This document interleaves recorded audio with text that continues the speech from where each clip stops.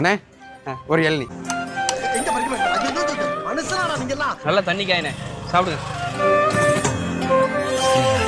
ஆஹா அருமைண்ணே, சூப்பரா இருக்குண்ணே. அண்ணே எந்த ஊர் காயினே இது? நம்ம ஊர் இளநீ தான். என்ன ரேட்ல கொடுத்துக்கிட்டு இருக்கீங்க? 30 ரூபாண்ணே. 30 ரூபாவா? என்ன அதிகமா இருக்கா? வெளியூர்ல 80 ரூபா 100 ரூபா வித்துக்கிட்டு இருக்காங்க, நீங்க 30 ரூபாய்க்கு கொடுத்துக்கிட்டு இருக்கீங்க. நம்ம ஊர்ல அப்படிதானே, 30 ரூபாய்க்கு மேல விற்க முடியாது. இவ்வளவு கம்மியா கொடுத்துக்கிட்டு கட்டுப்படி ஆகுதா உங்களுக்கு?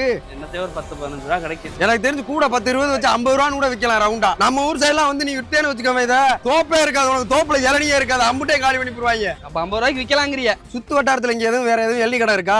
நம்ம கடை ஒரு கடை தானே இந்த ஊருக்குள்ள. அப்புறம் என்னண்ணே 50 ரூபா என்ன 50 ரூபா 500 ரூபா வித்தாலும் பெரும் இதானே. போறோம் 50 ரூபாண்ணே. குழச்சிருவானே. அண்ணே ஒரு இளநீ ஒன்று வெட்டுங்கண்ணே. இளநியா? ஆமா. தம்பி இளநீ நல்லா தண்ணி காய், ஆனா 50 ரூபா வரும்பா. 50 ரூபாயா?